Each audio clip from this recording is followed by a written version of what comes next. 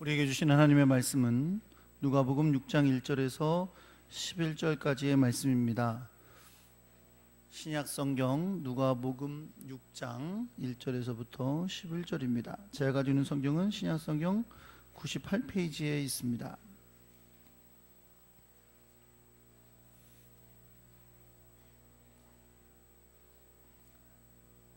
누가복음 6장 1절을 먼저 읽습니다. 1절에서 11절까지 교독하겠습니다. 안식일에 예수께서 밀밭 사이로 지나가실새 제자들이 이삭을 잘라 손으로 비비어 먹으니 예수께서 대답하여 이르시되 다윗이 자기 및 자기와 함께한 자들이 시장할 때에 한 일을 잃지 못하였느냐.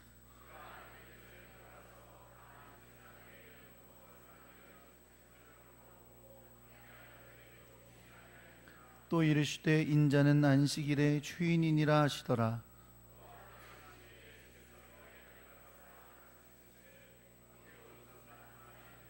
서기관과 바리새인들이 예수를 고발할 증거를 찾으려 하여 안식일에 병을 고치시는가 엿보니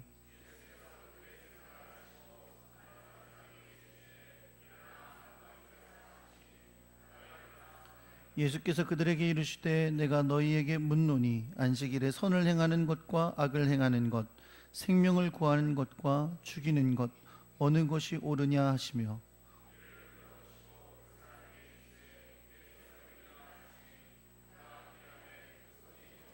함께 있습니다. 그들은 노기가 가득하여 예수를 어떻게 할까 하고 서로 의논하니라.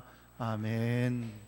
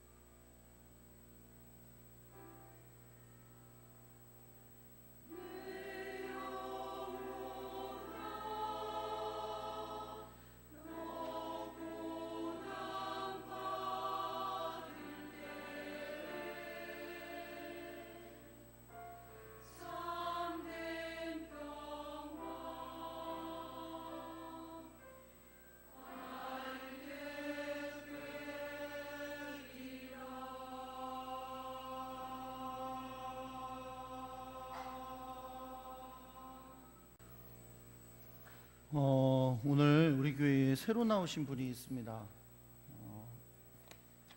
우리 장소연 청년이 전도했는데요. 선생님이라고 제가 들었어요.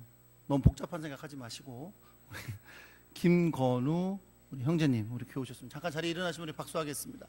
네, 환영합니다.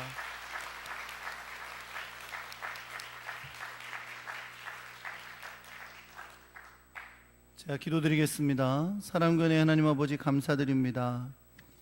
온 역사와 우리의 삶을 주관하시는 하나님의 귀한 섭리를 믿습니다. 주님의 뜻과 섭리 가운데서 오늘 이렇게 우리 김건우 귀한 형제를 우리 교회에 보내주신 것을 믿습니다. 주님의 놀라운 사랑과 은혜를 더하셔서 이 귀한 형제의 인생이 복되게 하시고 앞길을 선하게 인도하여 주시기를 간절히 소망합니다. 주님 앞에서 세워질 모든 미래 가운데 하나님이 선하게 인도하여 주시고 또 학교에서 가르치는 선생님의 일을 감당할 때에도 많은 아이들에게 선하고 아름답고 또 깊은 하나님의 뜻과 사랑을 나눌 수 있는 귀한 형제 되도록 은혜와 사랑을 더하여 주옵소서. 믿음의 길로 인도하셨사오니 날마다 믿음이 성장하게 하시고 하나님 앞에 정말로 크게 쓰임받는 복된 종이 되게 하여 주옵소서. 귀한 은혜 감사하며 우리 주 예수 그리스도의 이름으로 기도합니다. 아멘. 제가 헌금 기도를 안 했군요. 너무 새로 오신 분이 기뻐서 다시 한번 기도할게요. 하나님 아버지, 주님 앞에 몸과 마음으로 예배하면서 물질을 구별하여 드린 복된 손길들 기억하셔서 주님이 갚아 주옵소서. 은혜를 더하여 주옵소서. 긍휼히 여기사 하나님께서 필요한 도움으로 날마다 함께하여 주옵소서. 지혜를 주시고 강건함을 주시고 또 하나님의 뜻에 따라 걸어갈 수 있는 용기와 결단도 허락하여 주시옵소서. 이 물질 하나님의 뜻에 따라 아름답게 사용되게 하시고 주의 뜻이 이루어지는 복된 역사가 있게 하여 주옵소서. 말씀을 듣습니다. 지혜를 더해 주셔서 깨닫게 해주시고 결단하며 순종하는 하나님의 백성 되게 하여 주옵소서. 우리 주 예수 그리스도의 이름으로 기도합니다. 아멘. 할렐루야. 옆에 계신 분들하고 인사하겠습니다. 잘 오셨습니다. 사랑합니다.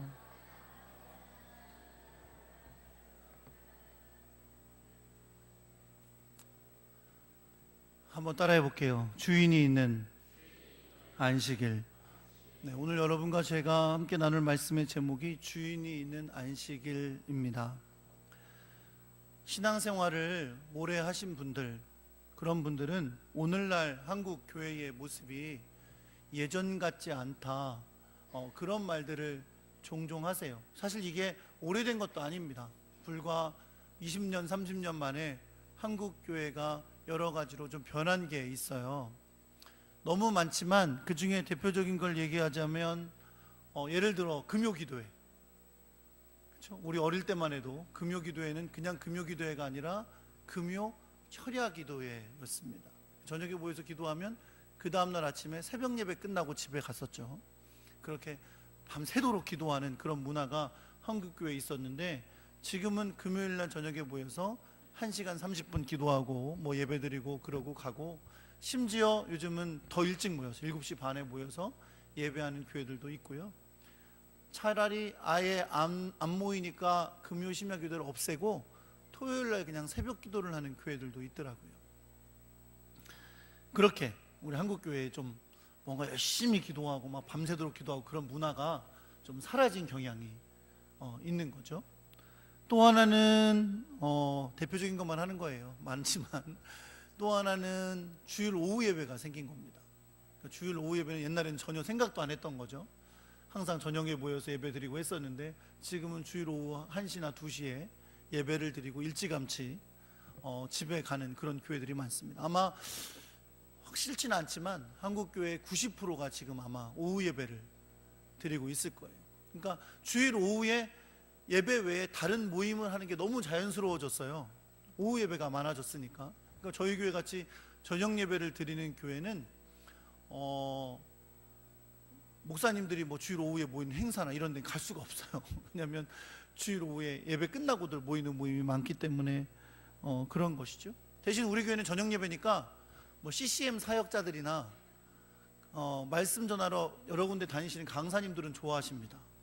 왜냐면 하루에 2탕을 뛸 수 있어서 오후 예배 어디 교회 가서 하고 저녁 예배. 그리고 우리 교회 예배가 언제입니까? 저녁 예배입니다. 그러면 되게들 좋아해요. 저녁 예배가 흔치 않으니까.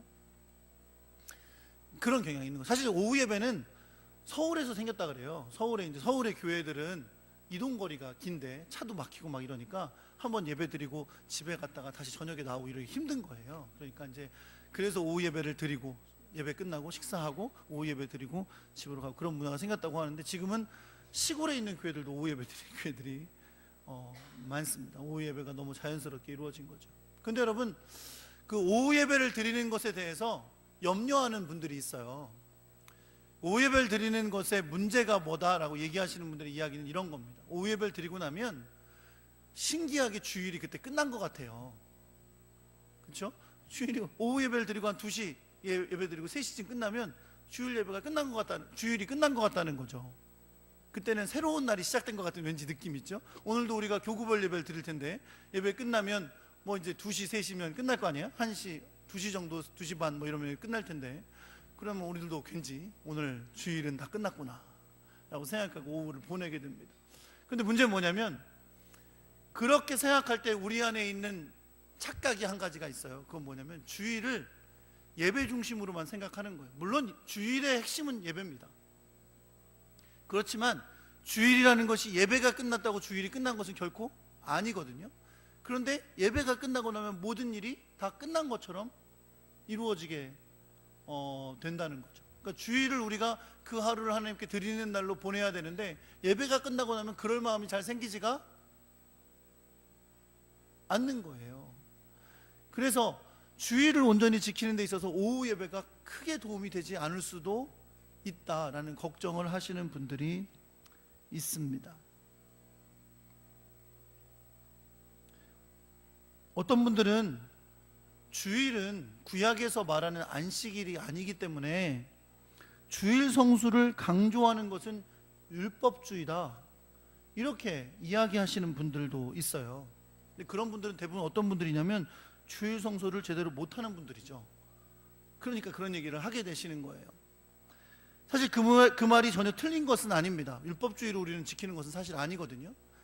그러나 그 또한 안식일에 대한 혹은 주일에 대한 이해를 제대로 하고 있는 것도 아닙니다. 오늘 여러분과 함께 말씀을 함께 나누게 될 거예요. 오늘 말씀 가운데 오늘 우리가 안식일의 문제를 나누게 될 텐데, 안식일에 대해서 그 의미를 잘 깨달으시고, 또 오늘날 우리가 주일을 지키는 자세가 어떠해야 하는지, 어떤 마음으로 주일을 지켜야 하는지, 주님께서 우리에게 주시는 뜻을 깨닫는 복된 시간이 되시기를 우리 주 예수 그리스도의 이름으로 축원합니다. 본문에는 2가지 이야기가 나옵니다. 근데 이 2가지 이야기는 다 따로따로 있었던 일이에요. 그런데 공통점은 뭐냐면 이 2가지 일이 다 안식일에 일어난 일이라는 거죠.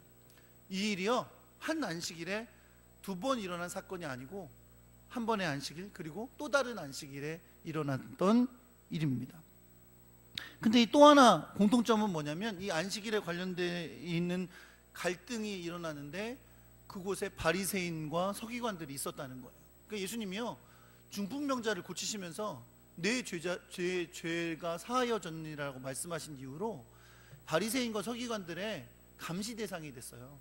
그래서 누가복음에 보면 계속 그 이후로 바리새인과 서기관들이 예수님이 가는 곳마다 따라가서 엿보고 있는 것을 볼 수가 있습니다. 그러다가 이제 안식일 논쟁이 바리새인과 서기관과 예수님 사이에서 일어나게 된 것이죠. 첫 번째 이야기는 안식일에 예수님께서 제자들과 밀밭 사이로 지나가실 때 생긴 일입니다.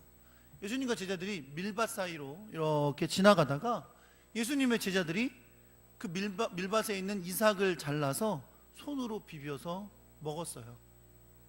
이 동작을 여러분 상상하면 이런 거예요. 밀밭에 있던 밀에 이삭을 손으로 잘라서 손으로 비벼서 깐 다음에 불어서 먹은 거예요. 이 장면을 잘 기억하고 계세요. 나중에 나오기 때문에 제가 드리는 말씀이에요. 그걸 보고 있던 바리새인들이 이렇게 말합니다. 어찌하여 안식일에 하지 못할 일을 하느냐라고 말합니다. 여러분, 이 바리새인들이 했던 말에 의하면, 성경은 어떤 바리새인들이라고 했는데, 이 바리새인들이 했던 말에 의하면 안식일에 밀밭에서 이삭을 잘라 손으로 비벼 먹은 이 제자들의 행위는 안식일의 규정을 어긴 것입니다. 그들의 말에 의하면 그걸 지적한 거라는 거죠. 그럼 여러분, 정말 이 예수님의 제자들은 안식일의 규정을 어긴 것일까요? 우선 우리가 구약의 율법에서 말씀하는 안식일의 규정을 살펴볼 필요가 있습니다. 안식일을 지키는 것에 대한 성경의 규정, 율법의 규정은 출애굽기 20장 8절에서 11절, 그리고 신명기 5장 12절에서 15절까지의 말씀에 나옵니다. 출애굽기 20장 8절은 우리가 잘 아는 10계명의 4계명이에요. 뭐라고 명령하시죠? 아니, 10계명의 4계명이요. 뭐라고 말씀하시죠?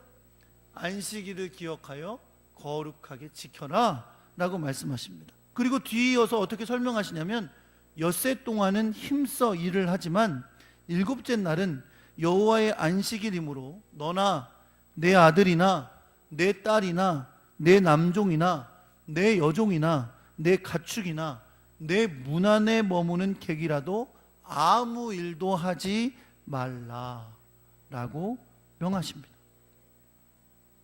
이 구절의 말씀들을 근거로 살펴볼 때 제자들이 안식일에 밀 이삭을 잘라서 손으로 비벼 먹은 것은 안식일의 규정을 어긴 것일까요? 제가 묻고 있는 거예요, 여러분. 어긴 건가요? 어떤 분은 이런 생각하실 수 있어요. 아니, 목사님, 그거는 안식일의 규정을 어겼고 안 어겼고 이전에 이미 죄예요. 왜? 남의 밭에 들어가서 이삭을 꺾어갖고 비벼서 먹었으니까 도둑질이잖아요. 이건 안식일이고 뭐고 얘기할 것도 없어. 이거는 무조건 내 밭에 들어와서 밀서리에 간 거니까 이건 무조건 죄입니다 라고 얘기하시는 분이 있을지 모르겠어요. 그런데 신명기 23장 25절의 말씀을 보면 이런 말씀이 있어요. 내 이웃의 곡식밭에 들어갈 때에는 내가 손으로 그 이삭을 따도 되느니라. 그러나 내 이웃의 곡식밭에 낫을 대지는 말지니라 라고 말씀했어요. 이 말씀에 의하면 낫을 대지는 않아도 들어가서 손으로 이삭을 꺾어서 먹는 것은 죄가 아니죠. 율법을 어긴 것이 아니라는 말씀입니다. 이 말씀을 근거로 볼 때 곡식밭에서 낫을 대지 않고 손으로 이삭을 따는 것은 율법 규정을 어긴 것이 아닙니다. 그러니까 문제는 이 행위가 잘못된 것이 아니라 뭐가 문제예요? 그날이 안식일이었다는 거예요. 바리새인들의 주장은 제자들의 이 행위는 안식일을 어긴 겁니다. 왜냐하면 바리새인들이 가지고 있는 기준이 다르기 때문에 그래요. 바리새인들은요, 자기들이 가지고 있는 안식일 노동 금지 조항이 있었습니다. 무려 39개 항목을 가지고 있었어요. 그러니까 39개 항목을 가지고 이거를 행하는 것은 안식일을 어기는 것이다 라고 정해놓은 게 있었다는 거예요. 그 규정에 이삭을 비벼 먹는 게 들어있어요. 그러니까 이 규정에 의하면 처음에 이삭을 꺾었죠. 이삭을 잘랐죠. 이건 추수행위입니다. 지나가다가 이삭을 자르면 추수행위. 그 다음에 이삭을 비비는 건 탈곡이에요. 탈곡. 그리고 먹기 전에 어떻게 해요? 불어내고 먹었을 거 아니에요. 그거는 까부는 거. 이게 바리새인이 가지고 있는 안식일의 금지 조항에 들어있는 내용입니다. 그러니까 이 자기들이 가지고 있는 이 규정대로 하면 제자들이 밀밭을 지나가다가 이삭을 꺾어서 비벼서 먹은 것은 분명 안식일의 규정을 어긴 건 거죠.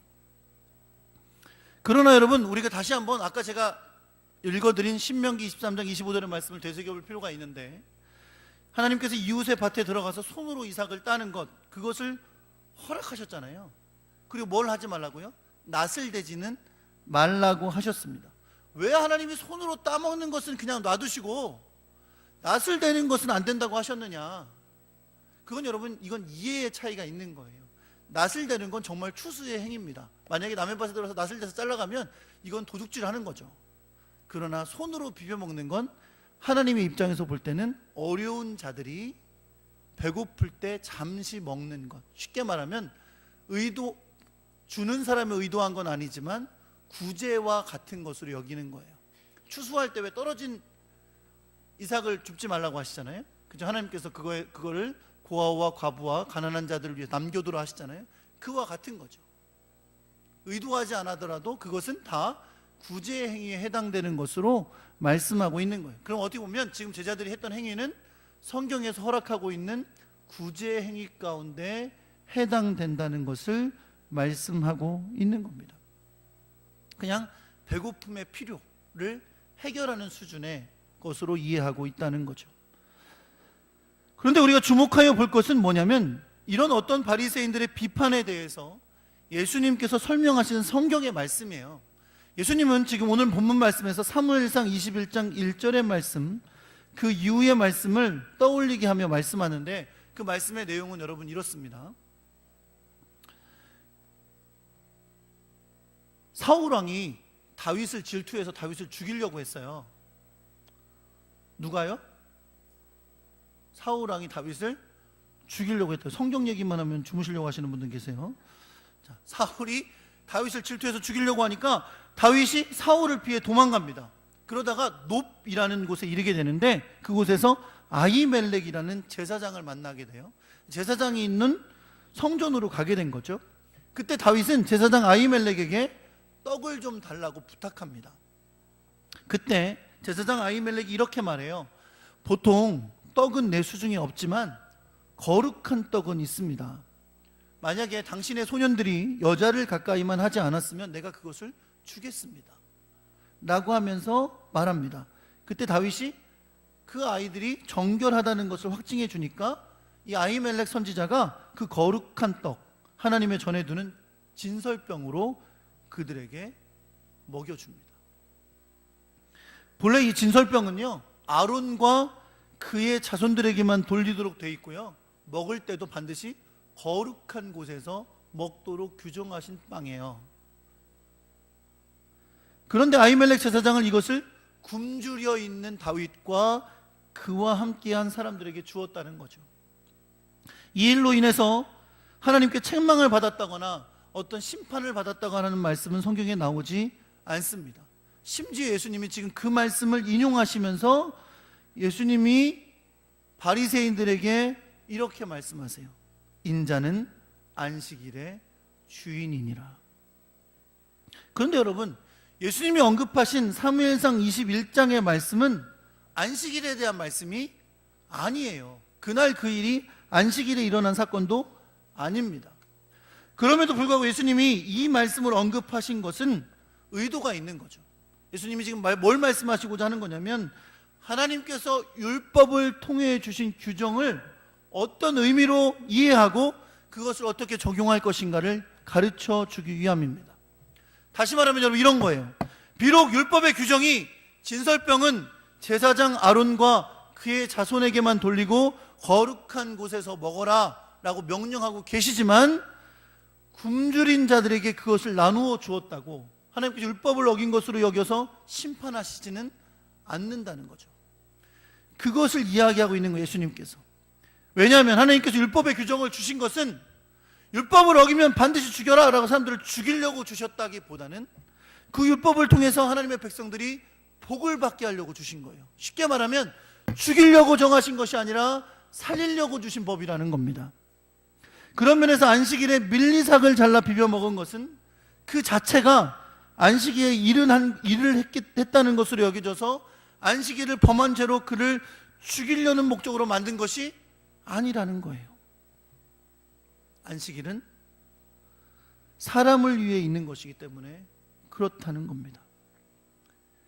그래서 이 모든 말씀의 핵심은 마지막에 있다는 거예요. 뭐라고요? 따라해 볼게요. 인자는 안식일의 주인이니라. 여러분, 그래서 인자는 성경에 보면 예수님께서 스스로를 부르실 때 인자라는 말을 많이 하시죠. 인자가 온 것은 성균을 받으려 함이라 도리어 섬기려 했다라고 말씀하시고요.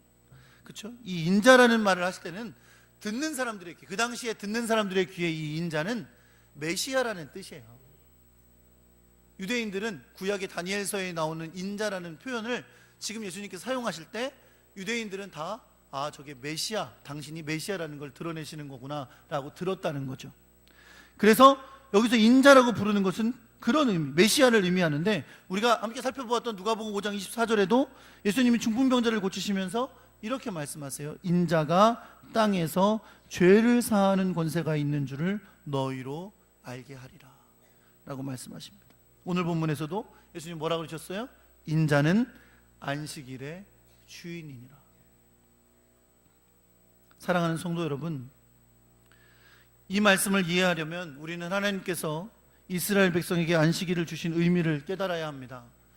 아까 읽었던 출애굽기 20장에서 하나님은 이스라엘 백성들에게 안식일을 지키라고 명령하시면서 모든 그 문 안에 있는 사람들뿐만 아니라 심지어 가축들도 일하지 말라라고 말씀하셨어요. 그런데 그 근거로 말씀하신 것이 20장 11절에 나옵니다.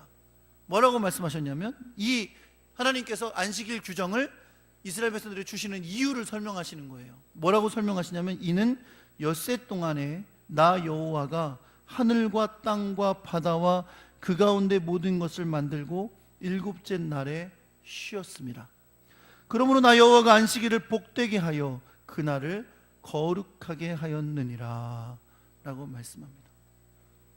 여러분, 이 말씀에서 우리 뭘 알 수 있어요? 안식일은 어떤 날이다? 하나님께서 복되게 하시고 거룩하게 하신 날이다 라는 것을 알 수 있어요. 이름이 안식일이니까 우리는 이 안식일을 쉼에만 포커스를 맞춰요. 심지어 하나님께서 6일 동안 창조하시고 쉬신 날이라고 했으니까. 그렇죠? 그런데 하나님께서 6일 동안 창조하시고 일곱째 날 쉬셨다는 사실은 일곱째 날이 가진 의미를 다르게 이해하게 만들어요. 이건 뭐냐면 하나님의 창조와 관련이 있구나. 하나님이 6일 동안 창조를 완성하시고 그 다음날 쉬시면서 그날을 복되다, 그날을 거룩하다 하셨다는 거예요. 그러면서 우리에게 일곱째 날이 어떤 날이라는 걸 가르쳐 주는 거냐면, 하나님께서 창조를 완성하시고 7일째 쉰 것은 우리가 우리의 삶에 가득 찬 모든 삶의 문제를 6일 동안 열심히 최선을 다하지만 7일째는 어떤 날이냐면 다시 창조로 돌아가는 날이에요. 우리 창조주 되신 하나님께 돌아가는 날이라는 겁니다. 그리고 하나님이 그날을 어떻다고 하셨다고요? 거룩하고 복된 날이라고 하셨다고요. 할렐루야. 그런데 우리가 아까 살펴본 것처럼 안식일의 규정이 뭐예요? 아무것도 하지 말라는 거예요. 아무것도 하지 마라. 심지어 문 안에 있는 너의 가축도 일하게 하지 마라 라고 말씀하시는 거예요. 쉬라는 거죠. 일하지 말라는 거죠. 그 의미가 뭐예요? 일상에서 떠나라는 겁니다. 그리고 창조주께로 돌아와 서라는 겁니다. 할렐루야. 신명기 5장 15절에도 이런 말씀이 있어요. 출애굽기 20장처럼 다시 동일하게 반복합니다. 일하지 말라고, 쉬라고 명령하십니다. 그러시면서 하나님께서 기억하라 하신 것이 있어요. 그건 뭐냐면, 내가 애굽 땅에서 종이 되었더니 내 하나님 여호와가 강한 손과 편팔로 거기서 너를 인도하여 내었나니, 그러므로 내 하나님 여호와가 내게 명령하여 안식일을 지키라 하느니라. 지금 너희에게 안식일을 지켜라. 그날은 아무것도 하지 말고 쉬어라. 너 집안에 있는 사람도, 네 집안에 있는 가축도 일하지 말라 하시면서 그렇게 안식일을 지키라고 하신 하나님, 어떤 하나님이다? 너희를 애굽의 종살이에서 구원한 하나님이다. 그 하나님이 너희에게 명령한다는 거 뭐 하라고요? 안식일을 지켜라 라고 명령하신다는 겁니다. 뭘 의미합니까? 세상의 죄악 가운데 살아가던 우리들의 모습이, 얽매여 살아가는 우리들의 모습 가운데 안식일은 그 모든 일을 그치고 하나님의 구원의 자리로 돌아오라는 겁니다. 구원의 자리로 모든 건 내려놓고 하나님 바라보는 자리로 돌아오라는 거예요. 이게 하나님께서 안식일을 주신 규정의 의미입니다. 여러분, 이 구절을 통해 우리는 안식일 규정의 영적인 의미를 깨닫게 됩니다. 안식일은 하나님의 창조의 완성을 의미하고 하나님의 구원을 의미합니다. 결국 창조의 회복을 의미하는 것인 줄 여러분 믿으시기 바랍니다. 우리에게 안식일도 결국은 하나님께 돌아와 회복되는 날이에요. 우리의 심령이, 우리의 마음이, 우리의 육신이 회복되는 날인 줄 여러분 믿으시기 바랍니다.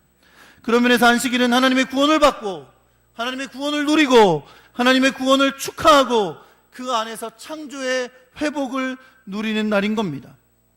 그렇기 때문에 성경은 우리에게 이렇게 가르쳐 줍니다. 안식일의 주인은 바로 예수 그리스도이시다.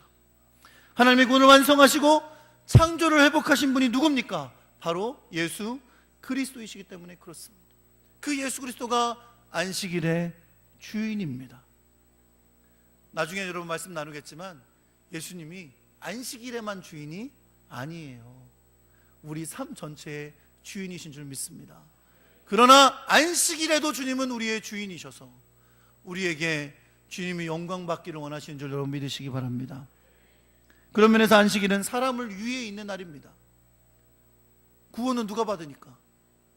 하나님의 백성들이 받으니까. 똑같은 기사를 기록하고 있는 마가복음 2장 27절에는 예수님께서 하신 말씀을 한마디 더 기록해요. 뭐라고 기록했냐면 안식일이 사람을 위하여 있는 것이요 사람이 안식일을 위하여 있는 것이 아니니라. 그러면서 이렇게 말씀하십니다. 인자는 안식일에도 주인이니라. 안식일은 안식일의 주인이신 하나님께서 인간에게 거룩하게 구별하여 주신 복된 날입니다. 주님이 주시는 구원을 받고 누리고 기뻐하고 그 안에서 회복되는 날인 줄 여러분 믿으시기 바랍니다. 그런 면에서 두 번째 이야기를 이해할 수 있습니다. 다른 안식일에 예수님께서 회당에서 가르치실 때 거기에 오른손 마른 사람이 있었습니다. 이것을 알고 바리새인과 서기관들이 예수님께서 안식일에 병을 고치는가 하고 엿보고 있었어요. 만약 예수님께서 안식일에 병을 고치시면 안식일의 노동금지 규정을 어긴 것으로 예수님을 고발해서 죽이려고 하고 있었던 겁니다. 예수님이 이 모든 생각을 하셨습니다. 그렇다면 고발을 피해서 모른 척 하셨어야죠. 야, 내가 너를 오늘 고쳐주고 싶은데 지금 나를 엿보고 있는 사람들이 있어. 내일 와, 내일 안식일 아니니까 내일 고쳐줄게 하실 수 있지만 예수님은 그렇게 하지 않으시고 그 사람을 사람들 가운데 서라 하십니다. 그가 일어서자 사람들에게 물으십니다. 뭐라고 물으세요? 내가 너희에게 묻노니 안식일에 선을 행하는 것과 악을 행하는 것, 생명을 구하는 것과 죽이는 것, 얻은 것이 옳으냐? 무리를 돌아보십니다. 아무도 대답을 하지 않았어요. 여러분, 이 안에 담긴 중요한 질문이 있어요. 생명을 구하는 것과 죽이는 것, 얻는 것이 옳으냐? 지금 이 안식일에 예수님이 행하는 걸 보고 있는 바리새인과 서기관들은 이걸 가지고 책 잡아서 예수님을 죽일 생각을 하고 있거든요. 예수님은 손 마른 자를 고쳐주려고 하고 계시고요. 어느 것이 옳으냐는 거예요. 그 손 마른 사람에게 예수님이 내 손을 내밀라라고 명하십니다. 그가 그 말씀에 순종하니까 그 손이 회복된 줄 여러분 믿으시기 바랍니다. 안식일의 주인이신 예수님은 이 안식일에도 그날을 사람들을 위해 있는 날로 삼으시고 손이 말라 고난 가운데 살아가던 그 사람의 손을 회복시켜 주셨습니다. 그를 회복시키시기 전에 예수님은 안식일은 선을 행하는 날이다, 안식일은 생명을 구원하는 날이라는 것을 분명히 가르쳐 주셨습니다. 그리고 안식일의 주인이신 주님께서 그 손 마른 자를 고쳐주신 줄 믿습니다.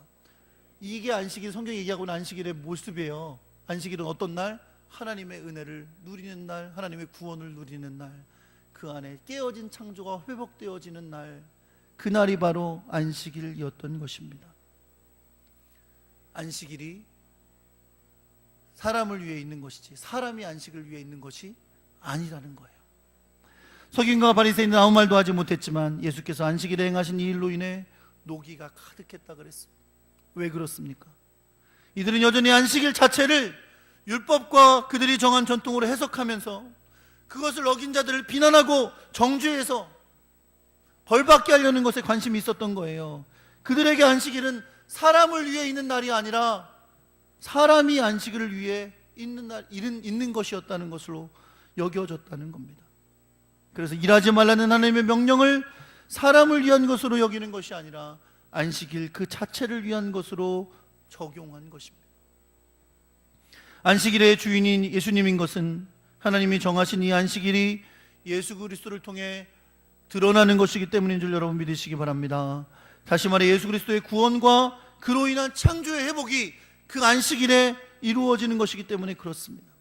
그렇기 때문에 예수 그리스도의 십자가의 죽으심과 부활 후에 성령 안에서 탄생한 교회들은 더 이상 유대인들이 지키던 그 안식일이 아니라 안식 후 첫날, 예수님이 부활하신 날을 주일로 지키게 된 거예요. 이건 의미가 있는 겁니다. 예수님께서 부활 승천하시고 성령님의 강림이 있은 후에 사도들과 초대교회의 유대인 성도들은 아마도 여전히 계속 안식일에는 회당 예배에 참여했을 거예요.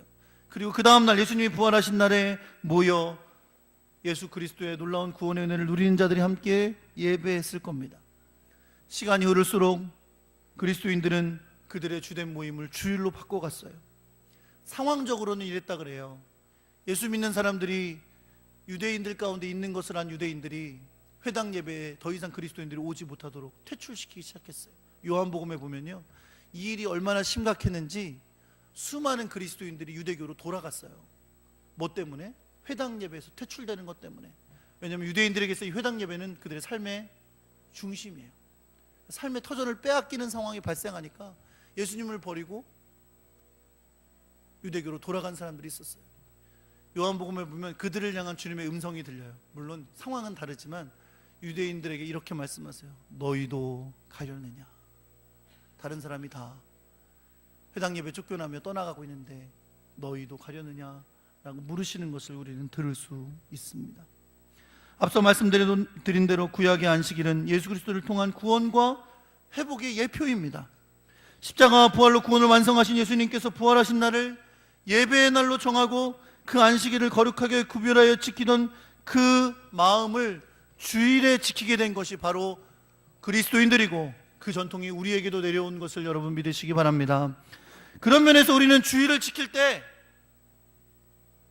안식일에 노동을 쉬면서 하나님 앞으로 돌아와 창조를 회복하는 그 정신은 그대로 가져와야 합니다. 하지만 바리새인들과 서기관 같은 사람들이 율법적으로 전통적인 생각으로 가져왔던 그 생각으로 지킬 것이 아니라 안식일의 주인이 되셨던 주님이 완성하신 구원을 감사함으로 기뻐하고 그 은혜 가운데 감격하여 예배하며 주님께서 우리에게 주시는 영적인 육적인 회복의 날로 주일을 삼아야 할 것입니다. 주일은 우리를 위해 있는 날입니다.